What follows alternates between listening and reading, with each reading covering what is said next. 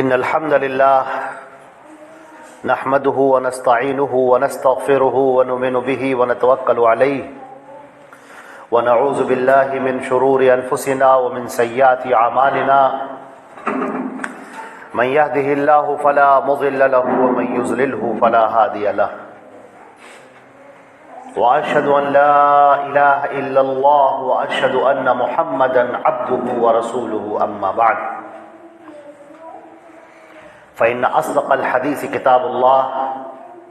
وخير الهدي هدي محمد صلى الله عليه وسلم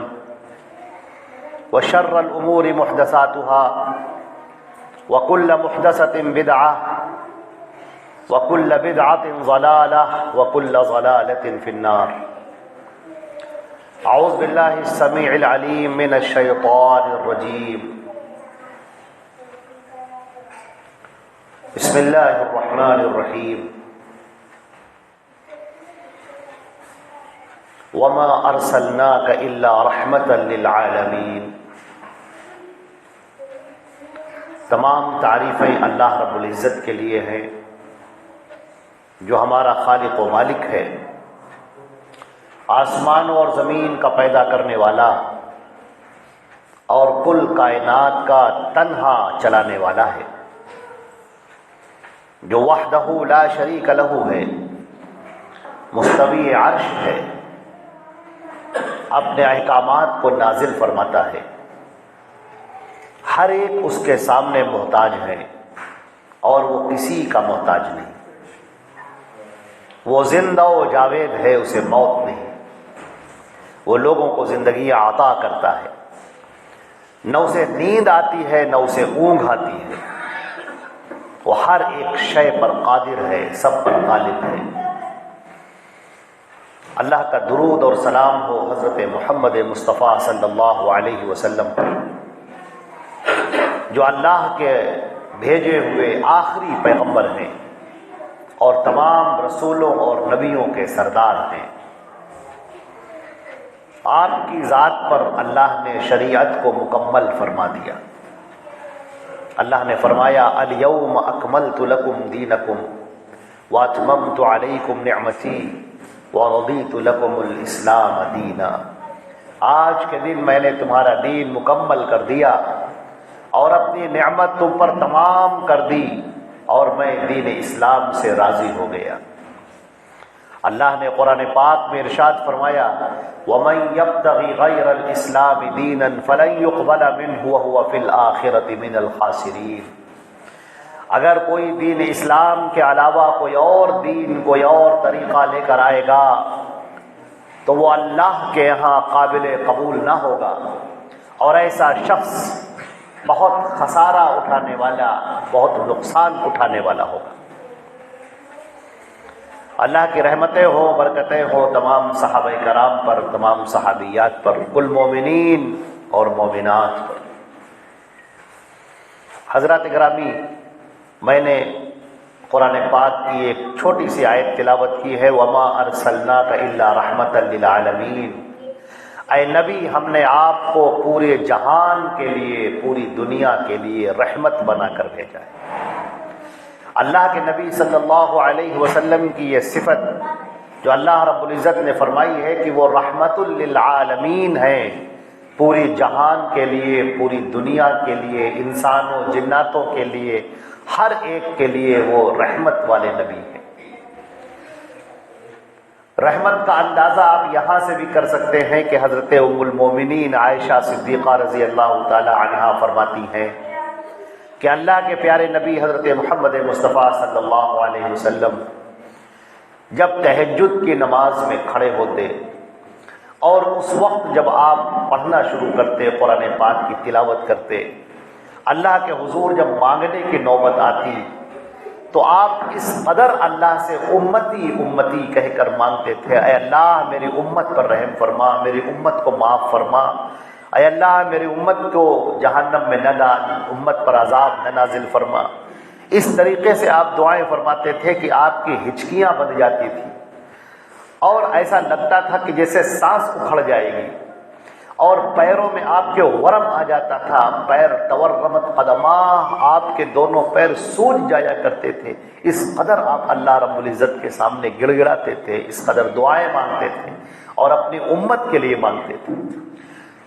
ایک صحابی رسول بیان فرماتے ہیں کہ اللہ کے نبی صلی اللہ علیہ وسلم نے قرآن پاک کی ایک آیت پڑھی،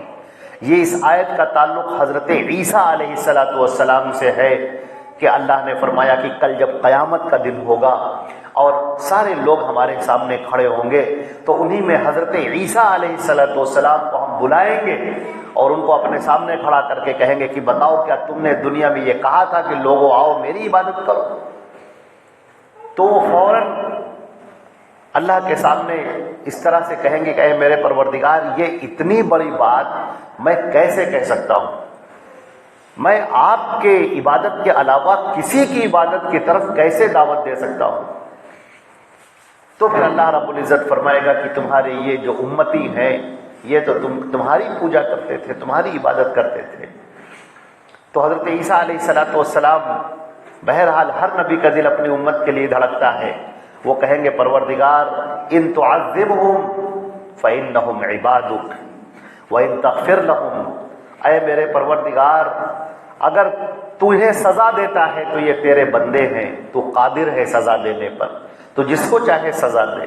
اور اگر اے اللہ تو معاف کر دے تو بڑا معاف کرنے والا ہے، بڑا رحم کرنے والا ہے۔ تو یہ جو آیت پڑھی ہمارے نبی صلی اللہ علیہ وسلم نے، اللہ کے رسول کے صحابی بیان فرماتے ہیں کہ اللہ کے نبی صلی اللہ علیہ وسلم نے جب یہ آیت پڑھی تو اس کو پڑھتے رہے، بار بار اسی کو پڑھتے رہے۔ آپ کی آنکھوں سے آنسو جاری ہے کہ اے پروردگار اگر تو میری امت کو سزا دیتا ہے تو پروردگار تو قادر ہے، تو انصاف کرے گا اگر سزا دے گا تو، جو امت کسی لائق ہے کہ اسے سزا دی جائے، لیکن پروردگار اگر تو معاف کر دے میری امت کو تو اے اللہ یہ تیری بڑی مہربانی ہوگی، تو بڑا مہربان ہے، بڑا رحیم آقا ہے، تو معاف کرنے والا ہے۔ اسی طرح اللہ کے نبی صلی اللہ علیہ وسلم نے امت کو سکھایا کہ اے تمام لوگوں دیکھو کون ہے ہم میں سے جو غلطیاں نہ کرتا ہو، جو خطائیں نہ کرتا ہو، جو گناہ نہ کرتا، کون ہے ایسا؟ ہم میں سے ہر شخص سے خطائیں ہو جاتی ہیں، ہر شخص سے گناہ ہو جاتے ہیں، لیکن آپ نے فرمایا کہ اے لوگوں سنو، بڑی اہم بات سنو، سارے کے سارے لوگوں سنو، ان خیر الخطائین التوابون، لوگوں میں سب سے بہتر وہ لوگ ہیں جو گناہ کرنے کے بعد توبہ کر لیتے ہیں۔ جب وہ گناہ کرتے ہیں تو ان کو خیال آتا ہے کہ اے میرے پروردگار یہ میں نے بڑا غلط کیا۔ جب شیطان کا غلبہ ہو جاتا ہے، شیطان ذہن میں وسوسے ڈالتا ہے، تو اس وقت وہ گناہ کر بیٹھتے ہیں، ان سے غلطی ہو جاتی ہے، گناہ کر بیٹھتے ہیں، لیکن بعد میں ان کو احساس ہوتا ہے کہ ہم تو مومن ہیں، ہم تو مسلمان ہیں، ہم تو اللہ کے بندے ہیں، ہمیں تو اللہ کے سامنے کھڑا ہونا ہے، ہمیں تو اللہ کے سامنے سجدہ کرنا ہے، کل اللہ کے سامنے کھڑا ہو کر اپنا حساب دینا ہے، ہمارے لیے یہ زیبا نہیں تھا کہ ہم اس طرح کے گناہ کرتے۔ چنانچہ وہ فوراً اللہ کی بارگاہ میں توبہ کرتے ہیں اور کہتے ہیں کہ اے پروردگار تو ہمیں معاف کر دے، اے اللہ تو ہماری مغفرت فرما دے، یہ ہم سے غلطی ہو گئی ہے، یہ ہم سے بہت غلط کام ہو گیا ہے، اے اللہ تو اسے معاف کر دے۔ نبی کریم صلی اللہ علیہ وسلم نے فرمایا کہ وہ جو بندہ اللہ رب العزت سے توبہ کرتا رہتا ہے، اللہ سے معافی مانگتا رہتا ہے، وہ بندہ اللہ کو زیادہ محبوب ہوتا ہے، اللہ کو بہت پسندیدہ ہوتا ہے۔ وہ بندہ جو اپنی عاجزی، اپنی انکساری، اپنے گناہ اللہ کے سامنے پیش کر کے کہے کہ پروردگار مجھ سے یہ غلطی ہو گئی اور تیرے علاوہ کوئی معاف کرنے والا نہیں۔ ایک حدیث کے اندر اللہ کے نبی صلی اللہ علیہ وسلم نے یہ بات ارشاد فرمائی کہ ایسا بھی ہوتا ہے کہ ایک شخص گناہ کر رہا ہوتا ہے، جب وہ گناہ کر رہا ہوتا ہے تو فرشتے اللہ سے عرض کرتے ہیں کہ اے میرے پروردگار تیرا یہ بندہ کیسے اس زمین پر گناہ کر رہا ہے، مجھے اجازت دیجیے کہ میں جاؤں اور اس کو ختم کر دوں۔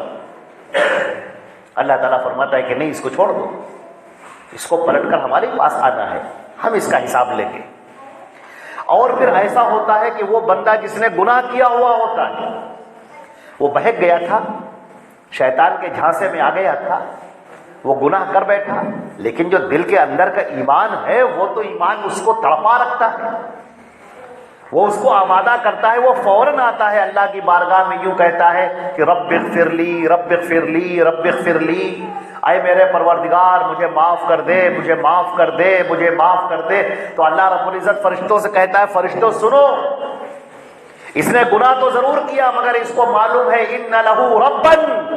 اس کا ایک رب ہے، اس کا ایک آقا ہے، پروردگار ہے جو اس کے گناہوں کو معاف کرتا ہے، یہ مجھ سے معافی مانگ رہا ہے، تم گواہ رہو میں اسے ضرور معاف کروں گا۔ اور اللہ رب العزت اس بندے کو معاف کرے، اس قدر رحمت، اس قدر شفقت۔ قرآن پاک کے اندر اللہ رب العزت نے شیطان مردود کا جو واقعہ بیان فرمایا ہے کہ شیطان جب اللہ رب العزت نے حکم دیا کہ آدم کو سجدہ کیا جائے،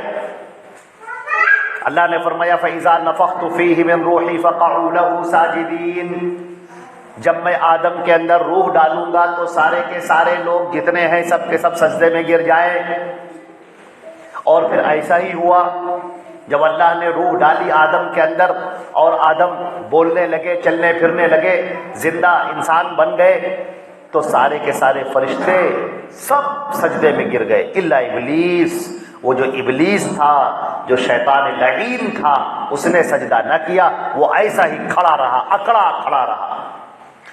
قال ما منعك الا تسجد اذ امرتك، اللہ نے کہا کہ اچھا یہ بتاؤ تو نے کیوں سجدہ نہیں کیا جب میں نے تجھے حکم دیا تھا؟ جب میں نے تجھے حکم دیا تھا، یہ حکم میرا تھا، تو تو نے سجدہ کیوں نہ کیا؟ کیا وجہ تھی؟ تو کہنے لگا انا خیر من خلقتنی من نار وخلقتہ من طین، میں اس سے بہتر ہوں، آپ نے مجھے آگ سے بنایا ہے اور اس کو مٹی سے بنایا ہے، یہ مٹی پیروں سے رودی جاتی ہے، اس سے آپ نے بنایا ہے، اور میں آگ کا بنا ہوا ہوں، میں اس کو کیسے سجدہ کروں گا؟ میں اس سے بہتر ہوں۔ اللہ رب العزت نے اس سے کہا کہ تم نکل جاؤ یہاں سے ذلیل اور خوار ہو کر، نکل جاؤ یہاں سے۔ اب سنیے،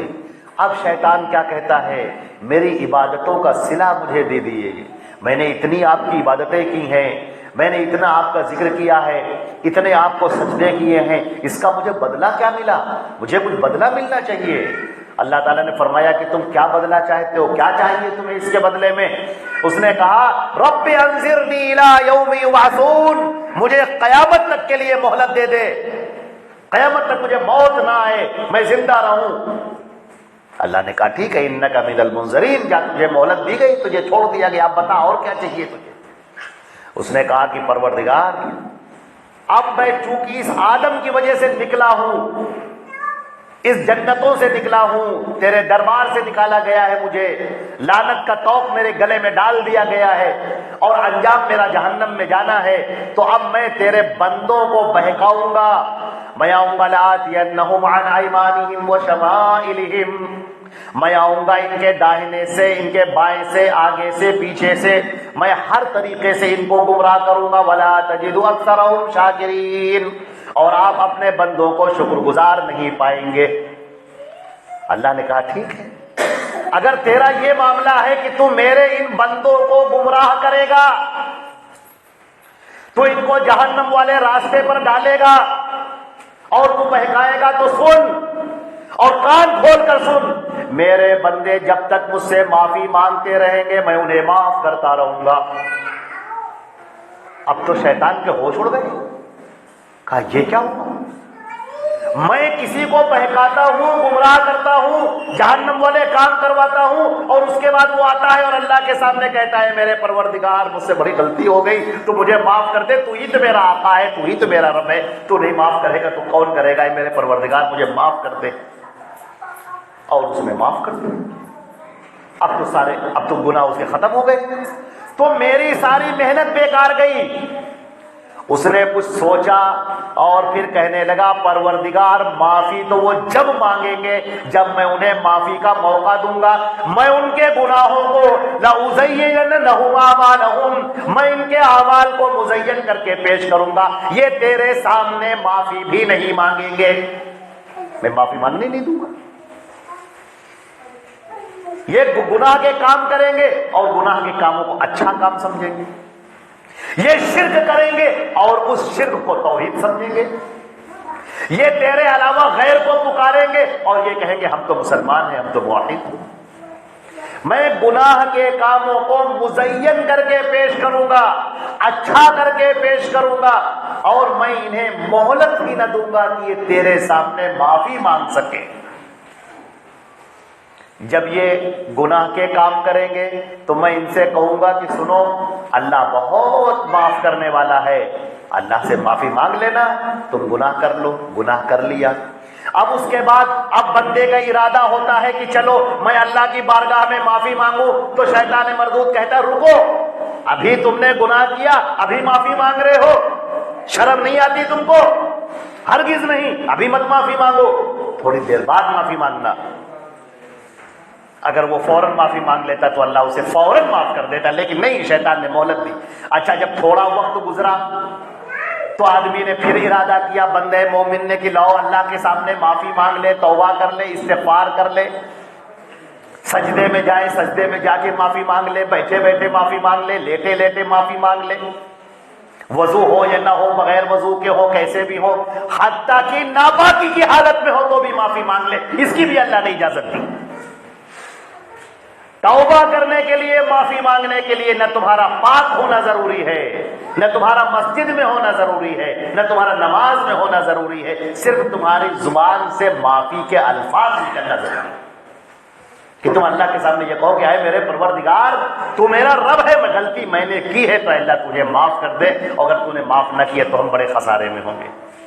اب شیطان ذہن میں ڈالتا ہے کہ ٹھیک ہے، رکو رکو رکو، ابھی کہاں معافی مانگنے جا رہے ہو، بستر پہ لیٹے ہوئے ہو، لیٹے لیٹے معافی مانگ رہے ہو، ایسا نہیں، تم پہلے وضو کرنا، وضو کر کے نماز پڑھنا، پھر نماز کے اندر جب جانا تو اللہ سے معافی مانگ لینا۔ ٹھیک ہے، بندے نے کہا ٹھیک ہے۔ اب نماز کا بھی وقت آیا، بندے نے وضو بھی کیا، نماز بھی پڑھی، معافی مانگنا بھول گیا۔ پھر کبھی ذہن میں آیا کہ معافی مانگنے کو، کہے گا سنو، تم کو معلوم ہے جمعے کا دن سب سے عمدہ دن ہوتا ہے، اسے مسلمانوں کی عید کہا گیا ہے، افضل ایام کہا گیا ہے، تم ایسا کرنا جمعے کے دن معافی مانگنا، ابھی کیا کرو گے معافی مانگ کے؟ لہٰذا وہ کوشش کرتا ہے جمعے کے دن کے لیے ٹال دیا، اب ایک ہفتہ بیتے گا اس کے اوپر، پھر جب جمعہ آئے گا تب جا کر معافی مانگے گا، نہیں معافی مانگنے دے رہا ہے۔ نوجوانوں کے ذہن میں ڈالتا ہے رکو رکو، کہاں چلے تم معافی مانگنے، ابھی تو تم نوجوان ہو، ابھی تم گناہ کے کام کرو گے اور جا رہے ہو معافی مانگنے، کیا اس کے بعد گناہ نہیں کرو گے؟ کیا اس کے بعد تمہارے اندر گناہ کے خیالات سب ختم ہو جائیں گے؟ اب ذہن کہتا ہے کہ ہاں گناہ تو ہوگا، کہا تو پھر یہ بار بار معافی مانگنا کیا؟ جوانی گزرتی ہے، گزرنے دو، جب بڑھاپا آئے گا تو مانگ لینا معافی، حج کرانا، عمرہ کرانا، اللہ پھر اللہ ہی اللہ کرنا، پھر خالی بیٹھ جانا کونے میں سب اللہ اللہ کرتے رہنا، عبادت کرتے رہنا۔ جو بوڑھے ہو جاتے ہیں ان کو وہ یاد دلاتا ہے کہ ارے ابھی تمہاری عمر کیا ہے، ابھی تو تمہیں بہت جینا ہے، ابھی تمہاری بہت زندگی باقی ہے، ابھی تو لوگ تم کو بوڑھا کہہ رہے ہیں، ابھی تو یہ تمہارے بال خالی سفید ہو گئے ہیں، وٹامن کی کمی کی وجہ سے بال سفید ہو گئے ہیں، تم اتنے بوڑھے تھوڑی ہو، اپنے سے اور لوگ کو دیکھو، کوئی 100 سال جیتا، کوئی 110 سال تک جیتا رہا، ابھی تمہاری بہت عمر ہے۔ اللہ کے نبی صلی اللہ علیہ وسلم نے فرمایا کہ شیطان نے یہ کہا تھا لَأُمَنِّيَنَّهُمْ، میں ان کو آرزوئیں دلاتا رہوں گا، بہکاتا رہوں گا، اسی طریقے سے وسواس ڈالتا رہوں گا، تو یہ توبہ کرنا چاہیں گے لیکن توبہ کر نہیں پائیں گے۔ یہ توبہ کرنا چاہیں گے،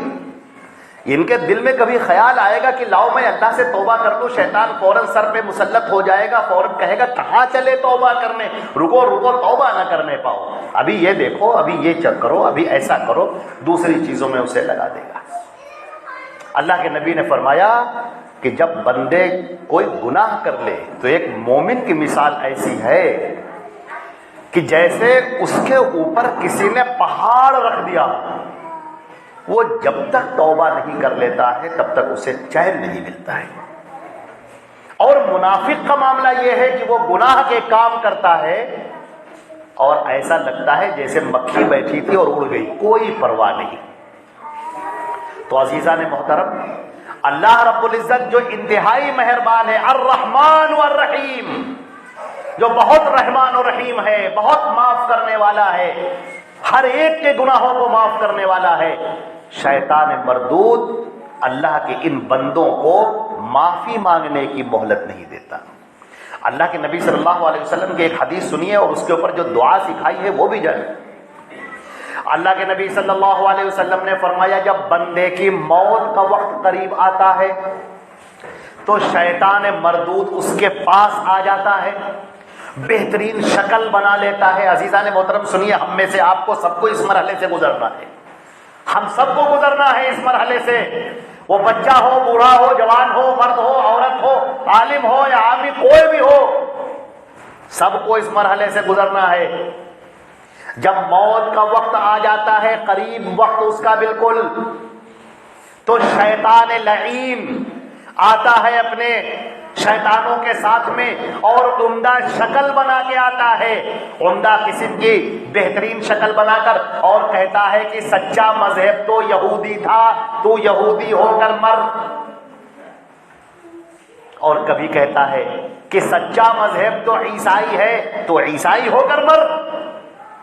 اور کبھی آ کر کہتا ہے کہ تو کیا مر رہا ہے، مرتے وقت تو نے فلاں کا نام نہیں لیا، فلاں کا نام نہیں لیا، فلاں بزرگ کو پکارو، فلاں پیر کو پکارو، فلاں کو آواز دو، فرشتوں کو آواز دو، جبریل امین کو آواز دو، ان کو پکارو، وہ تمہاری مدد کو آئیں گے اور تم کو اس پریشانی سے نجات دیں گے۔ موت کے وقت ایک تکلیف سی ہوتی ہے، اس تکلیف کو دور کرنے کے لیے وہ بتاتا ہے۔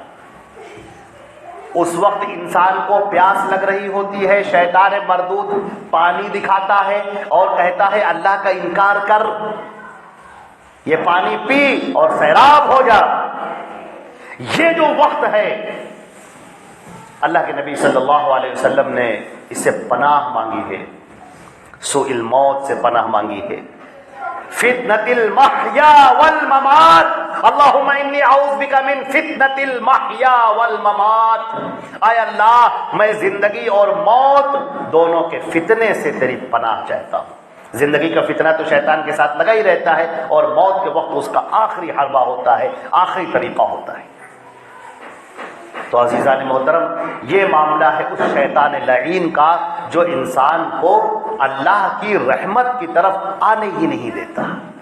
اللہ کے نبی کو جب اللہ نے بھیجا تو کہا یہ رحمت للعالمین ہے، پوری دنیا کے لیے ہم نے ان کو رحمت بنا کر بھیجا ہے۔ جو محمد مصطفیٰ کی پیروی کر لے گا وہ اللہ کی ابدی رحمتوں میں داخل ہو جائے گا، اللہ کی عنایتوں میں داخل ہو جائے گا، دنیا میں بھی اور مرنے کے بعد بھی۔ ایک حضرت انس رضی اللہ تعالیٰ عنہ سے پوچھا گیا کہ یہ بتاؤ اللہ کے رسول زیادہ تر کون سی دعائیں پڑھتے تھے، وہ دعا مجھے بتا دو میں اسے پڑھا کروں۔ انہوں نے کہا بہت چھوٹی سی دعا ہے، ربنا آتنا فی الدنیا حسنہ وفی الآخرۃ حسنہ وقنا عذاب النار۔ اے ہمارے پروردگار تو دنیا بھی شاندار عطا فرما اور آخرت بھی شاندار عطا فرما اور ہمیں جہنم کے عذاب سے بچا لے۔ کتنی جامع دعا ہے، دنیا کی سارے خیر،